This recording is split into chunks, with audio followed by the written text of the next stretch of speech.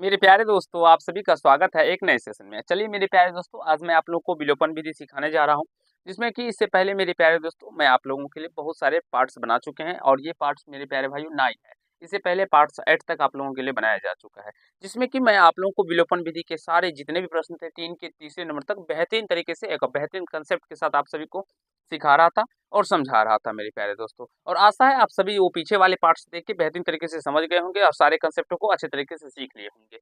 मेरे प्यारे दोस्तों, मैंने इससे पहले भी बताया जो था, जो जब कभी भी x का कोएफ़िशिएंट और y का कोएफ़िशिएंट बड़ा आ जाता है, तब हम लोग विलोपन विधि में किस तरह से सॉल्व करते हैं, नहीं सॉल्व करते हैं, इससे पहले आप लोगों को बेहतरीन तरीके से बताया जा चुका है और आशा है आप सभी वो पार्ट भी देखे होंगे। क्योंकि 3 के 30 अभी मैंने 3 के 4 चारों प्रश्नों को बारीकी से सॉल्व किया है और आप सभी को बताया है।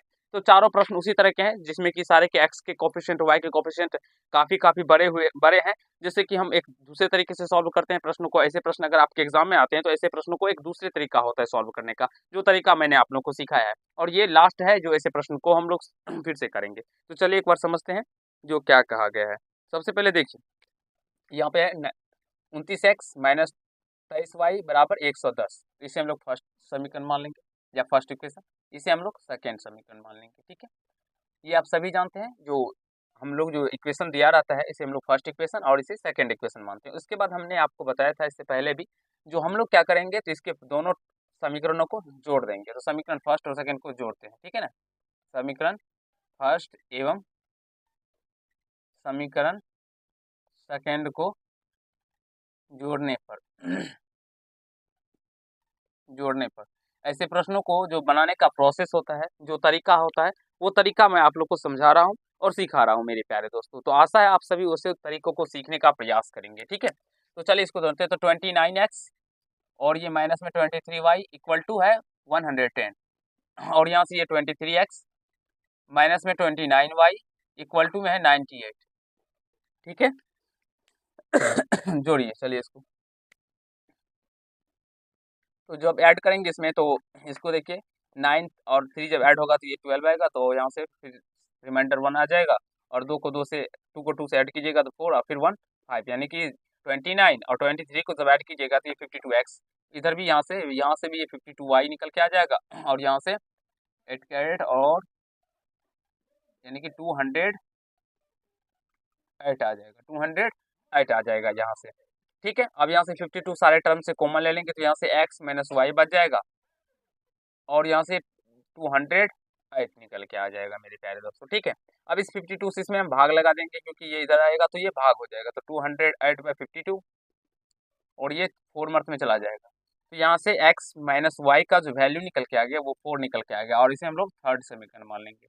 मेरे प्यारे दोस्तों, मेरे प्यारे भाइयों, आप सभी जानते हैं जो ऐसे प्रश्नों का सोल्यूशन हम कुछ अलग तरीके से करते हैं और अलग मेथड के साथ करते हैं। अगर आप लोग वैसे बनाइएगा गुना करके तो उसमें ज़्यादा कैलकुलेशन हो जाएगा, वो ज़्यादा लेंदी हो जाएगा, जो आपको कहीं ना कहीं कैलकुलेशन मिस्टेक भी हो सकता है और गलत भी हो सकता है।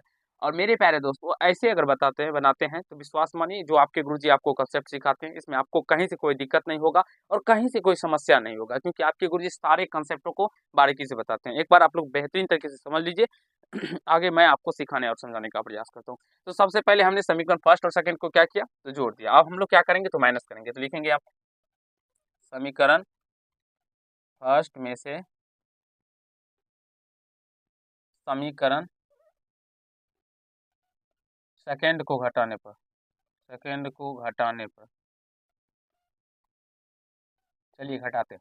यहाँ से 29x minus 23y equal to 110 और यहाँ से 23x minus 29y equal to 98। तो जब कभी भी इसका हम लोग माइनस करते हैं मेरे प्यारे दोस्तों, घटाते हैं, तो इस कंडीशन में क्या होता है, इसका चिन्ह चेंज होता है। प्लस है तो माइनस हो जाएगा, माइनस है तो प्लस हो जाएगा, प्लस है तो माइनस हो जाएगा। आशा है मेरी बातों को आप सभी विशेष तरीके से समझ रहे होंगे और यहाँ तो समझने में आपको कहीं से कोई समस्या या तकलीफें नहीं होती होगी मेरे प्यारे भाइयों। तो ये 29x में से जब 23x माइनस होगा तो यहाँ से ये कितना बच जाएगा, ये से 6x बचेगा। और यहाँ से भी जब ये आपस में घटेंगे मेरे प्यारे भाइयों तो ये प्लस में 6x बच जाएगा, क्योंकि इसमें से इसको घटाएंगे और ये बड़ा है, इसके पीछे प्लस है तो प्लस लग जाएगा। फिर यहाँ से इसको जब हम लोग माइनस करेंगे तो यहाँ से कितना निकल के आ जाएगा मेरे प्यारे दोस्तों, तो यहाँ से 12 निकल के आ जाएगा। ठीक है बाबू, नीचे दिखे तो दिखाई पड़ेगा, यहाँ पे y होगा। तो यहाँ से हम लोग 6 कॉमन लेंगे तो यहाँ से x प्लस वाई आ जाएगा। तो x plus y equal to 12 निकल के आ जाएगा। चलिए आगे के प्रोसेस को हम लोग यहाँ पे करते हैं अभी, क्योंकि मेरा पूरा खाली बोर्ड अभी तो बचा ही हुआ है।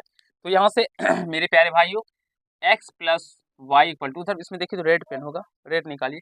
तो x plus y equal to 12/6 आ जाएगा। तो 6 से 12 टू मर्थ में चला जाएगा और x plus y equal to मेरे प्यारे दोस्तों 2 निकल के आ जाएगा। और इसे हम लोग फोर्थ समीकरण मान लेंगे। मेरे प्यारे दोस्तों आप सभी यहाँ से देख सकते हैं जो हमने सॉल्व किया, यहाँ से हमारा 2 समीकरण निकल के आ गया। एक समीकरण मेरे प्यारे दोस्तों थर्ड और एक समीकरण फोर्थ। अब हमें थर्ड और फोर्थ से आसानी से ये मान निकल के एक्स वाई का हो जाएगा। तो हम लोग लिखेंगे समीकरण थर्ड,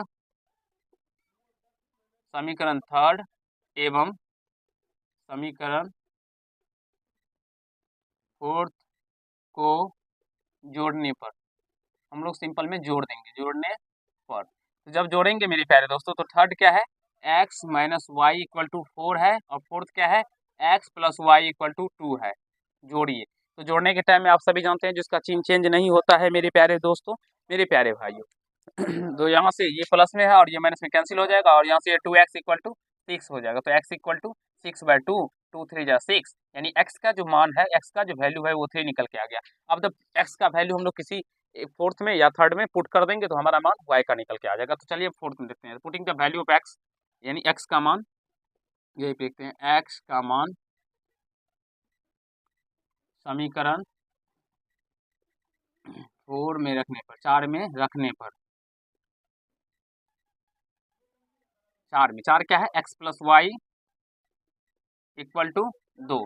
तो x का मान 3 निकला और y बराबर 2 मेरे प्यारे भाइयों। तो y इक्वल टू 2 और प्लस में इधर आने पे माइनस में 3 हो जाए, तो y का मान क्या निकल के आ गया, -1। अतः x का मान मेरे प्यारे दोस्तों 3 निकल के आ गया और y का मान -1 निकल के आ गया। एक बार आप लोग मिला लीजिएगा आंसर बाबू। मुझे नहीं लगता है जो यहाँ तक आप सभी को समझने में मेरे प्यारे दोस्तों कहीं से कोई दिक्कत हुआ होगा। एक बार आप लोग देखिए और सीखिए। और मेरे प्यारे दोस्तों जिन भी विद्यार्थियों को, स्टूडेंटों को अगर स्क्रीनशॉट लेने का इच्छा हो तो वो सभी ले सकते हैं। और मेरे प्यारे दोस्तों जैसा मैं आप लोगों को समझाता हूँ, सिखाता हूँ, मुझे नहीं लगता है जो आप सभी को स्क्रीनशॉट या फिर गुरुजी के देख के लिखने की आवश्यकता होगी। और ये इस तरह के 4 प्रश्न थे, 3 के 1 2 3 4, और जो कि मैंने आप लोगों को बारीकी से पूरे प्रश्नों को अच्छे तरीके से आप सबों के समक्ष बताया है। और आशा है वो सारे कंसेप्टों को आप लोग सीख भी गए होंगे। 4 पार्ट में चारों प्रश्न को बता दिया, क्योंकि एक पार्ट के अंदर सारे प्रश्नों को बताना मेरे प्यारे दोस्तों ये थोड़ा वीडियो लंबा हो जाता है और इस बोर्ड पे बताना एग्जैक्टली संभव भी नहीं हो पाता, क्योंकि अच्छे तरीके से वो आप लोग को प्रॉपर वे में दिखाई भी नहीं पड़ता। तो चलिए कोई बात नहीं मेरे प्यारे दोस्तों, 4 पार्ट में बनाया गया है, आप लोग जाके देख लीजिए सारे प्रश्नों को। वीडियो के डिस्क्रिप्शन में सारे वीडियो का लिंक भी दिया है और अच्छे तरीके से समझ लीजिए। आज के पार्ट में हम लोग इतना ही करते हैं। अगर आप लोग को ये पार्ट अच्छा तरीके से समझ में आ गया होगा तो वीडियो को लाइक कर दीजिएगा, कैसा लगा ये कमेंट कीजिएगा। और यदि चैनल पर नए होंगे तो चैनल को सब्सक्राइब करके बेल आइकन को प्रेस कर लीजिएगा, जिससे मेरे हर एक वीडियो का नोटिफिकेशन आप तक पहुँचता है। धन्यवाद।